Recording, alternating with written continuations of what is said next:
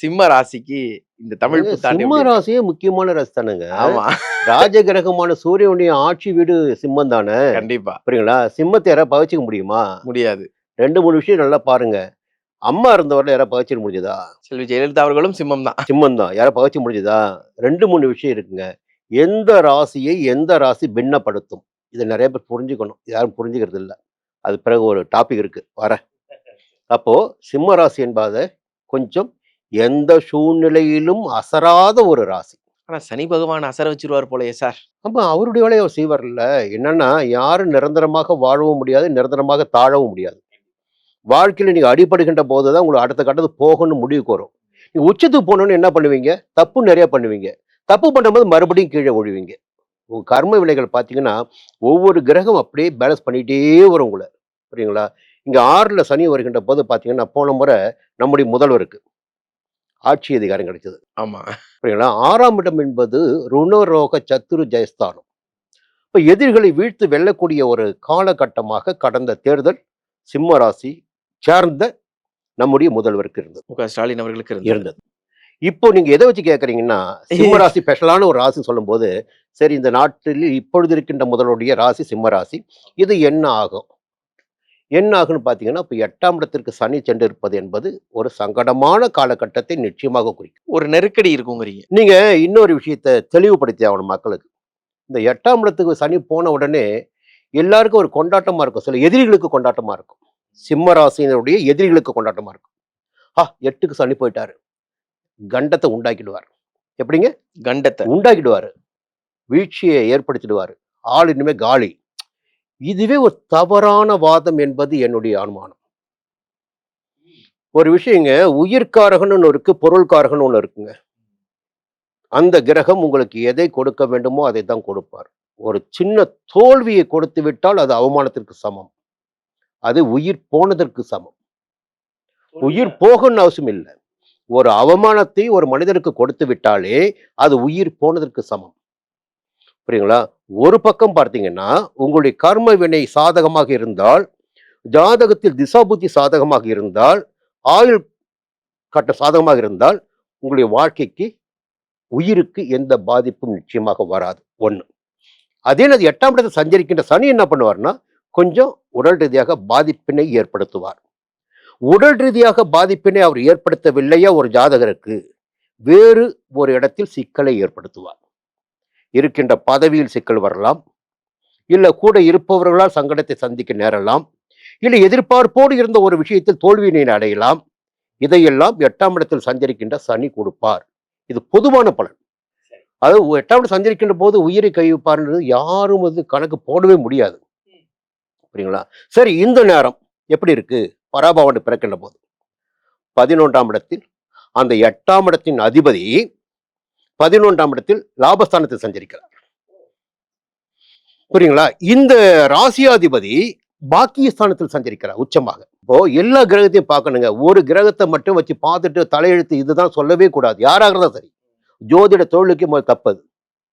ஏன்னா நிறைய ஜோதிட தொழில் கையில் எடுத்தவங்க வீழ்ச்சி அடைந்த காரணமே தவறுகள் செய்கின்ற போதுதான். இது கர்ம தொழில்.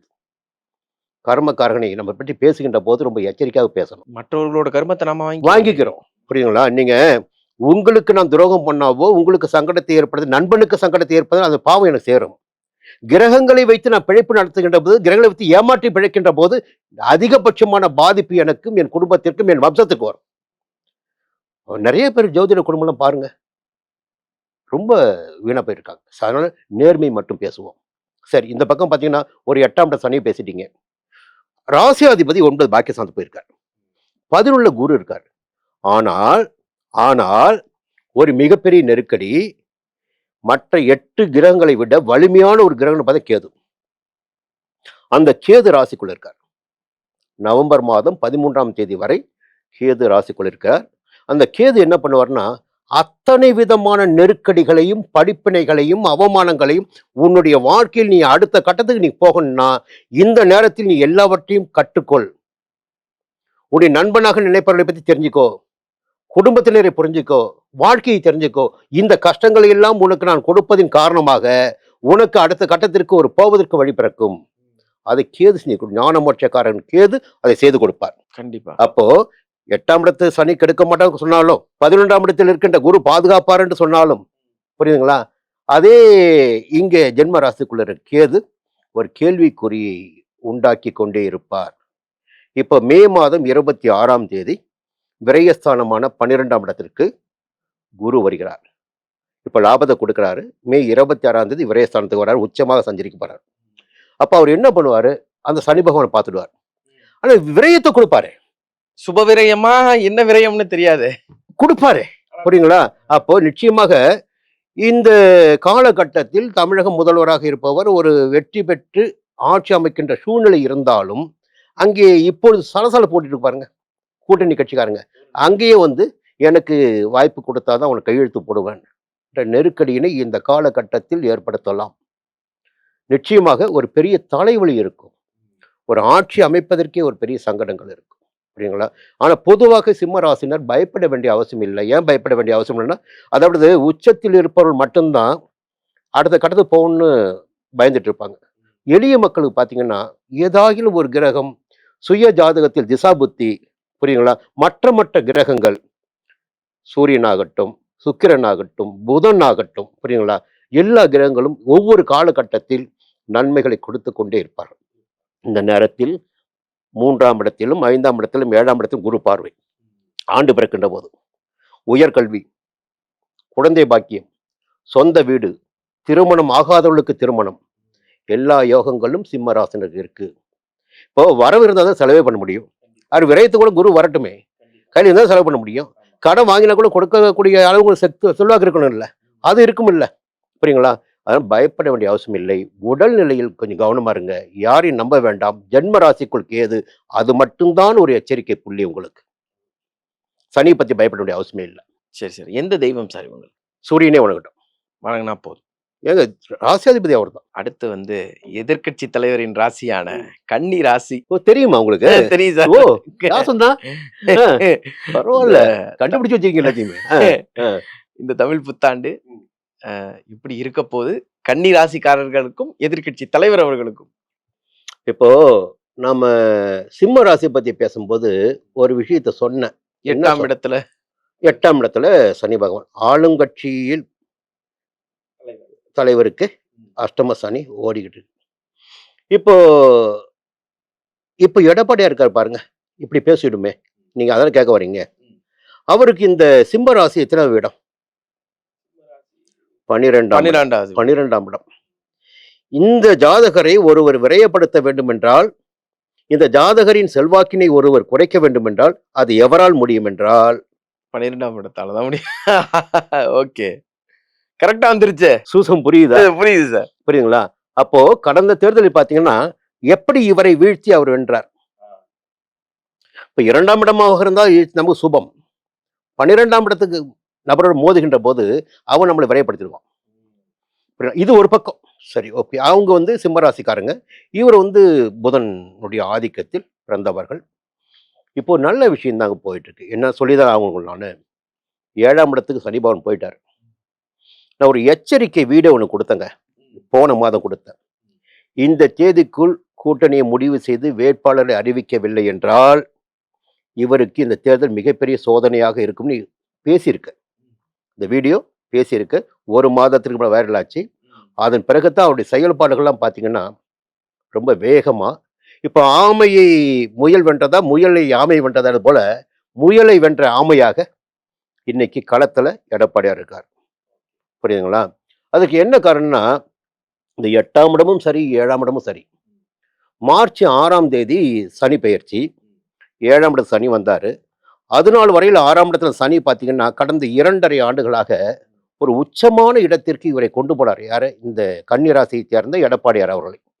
இவரை எதிர்த்து எவராலுமே அரசியல் நடத்திருக்க முடியாது. பலமுறை சொல்லிட்டு அது நான் அரசியல் நடத்தினால் தோல்வி அடைவார்கள்.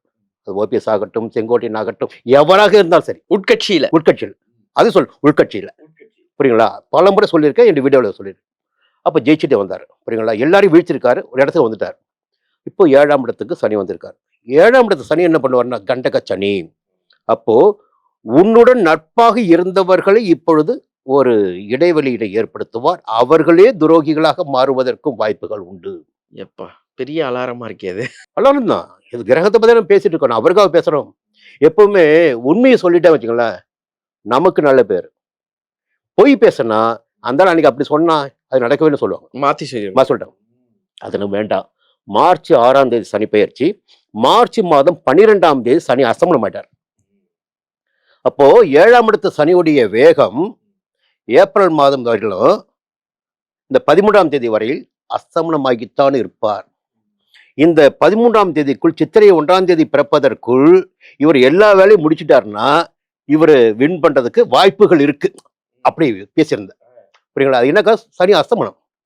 அதே நேரத்தில் 6ஆம் இடத்துல ராகு இருந்துட்டே இருக்கார். ருணரோக சத்துரு ஜெயஸ்தானமான 6ஆம் இடத்தில் ராகு இருந்து கொண்டிருக்கிறார். அந்த ராகுவை குரு பார்த்து கொண்டிருக்கிறார். புரியுங்களா? நிறைய கணக்கு போட்டிருப்பாரு பாருங்க. எப்போ 9:30 மணி ஆகும், சந்திரன் மிதுன ராசிக்குள்ள வருவாரு, குருவோட சேர்வாரு. மிதுனம் என்பது புதனுடைய ராசி. புரியுங்களா? அந்த நேரம் பார்த்து அந்த புதனுடைய ஓரையில 23 பேர் என்ற 5 புதனுடைய ஆதிக்கத்துல புதன் திசை நடக்கின்ற ஒருவர் எவ்வளவு அக்யூரேட்டா ஒரு கணக்கு போட்டு காய்நோத்தலா பாருங்க.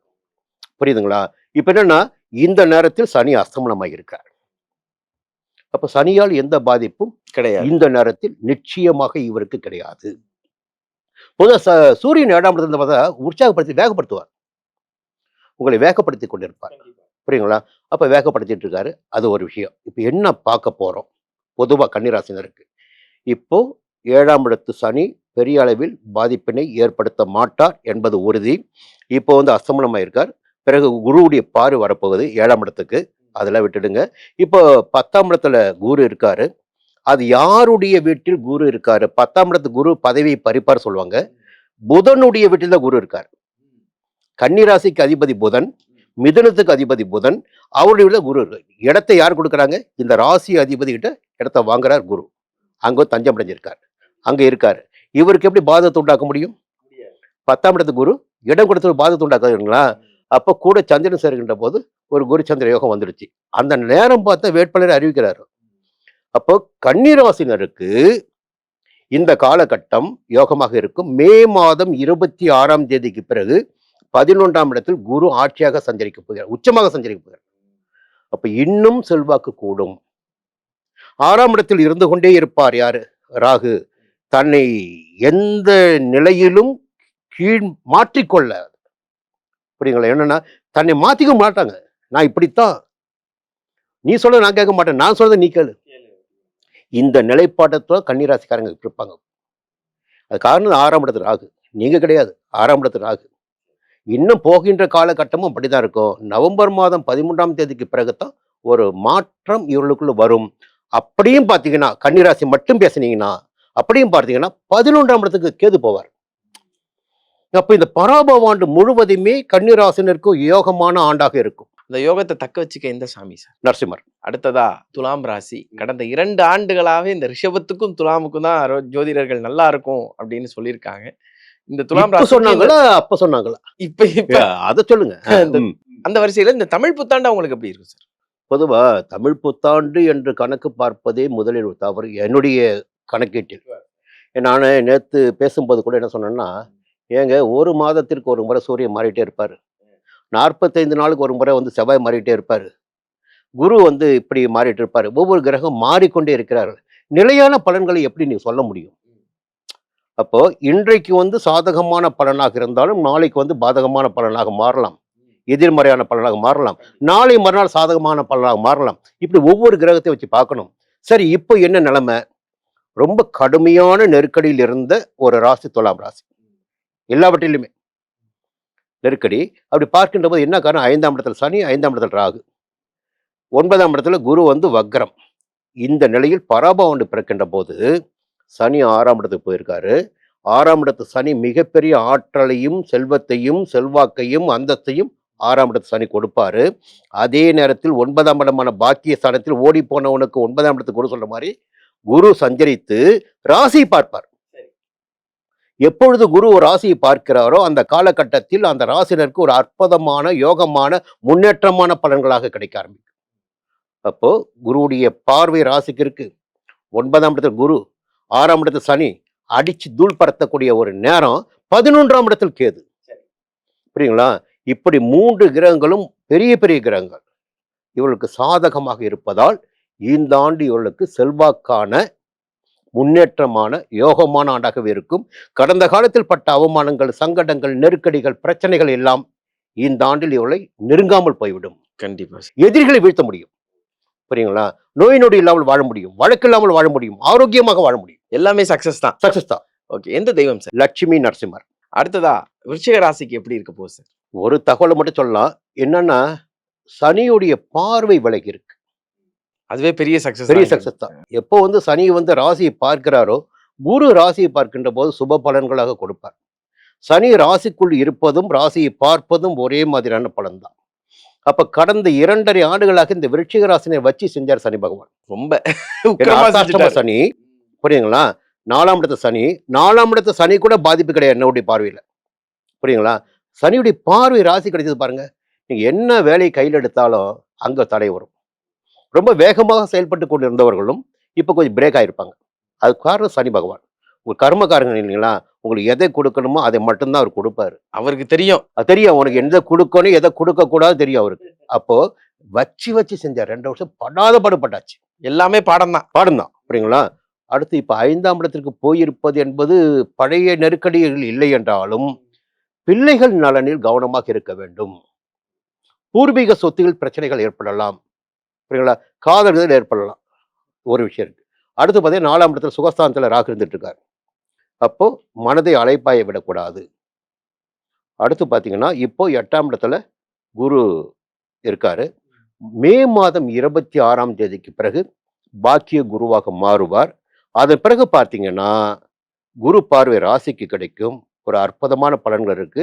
நவம்பர் 13க்கு பிறகு ராகு கேது பெயர்ச்சியில ராகு 3ஆம் இடத்திற்கு வருவார். மே 26ஆம் தேதிக்கு பிறகு விருச்சிக ராசினருக்கு ஒரு புதிய பாதை, செல்வாக்கு, அந்தஸ்து, நினைத்தை சாதித்துக் கொள்ளக்கூடிய வலிமை எல்லாம் கிடைக்க ஆரம்பிக்கும். அற்புதமாக இருக்கும். அடுத்ததா திருச்செந்தூர் முருகன். அதான் அதை கேட்க வந்தேன். திருச்செந்தூர் முருகன் என்னன்னா மேஷ ராசிக்கும் செவ்வாய் தான், விருச்சிக ராசி செவ்வாய் தான் அதிபதி. அங்கே நெருப்பாக இருப்பவர் இங்கே நீராக இருப்பார். நீரினை ஒட்டி கடற்கரையினை ஒட்டி இருக்கிற ஸ்தலம் பார்த்தீங்கன்னா திருச்செந்தூர் தான். அங்கே போய் பத்திரமா இருக்கும்.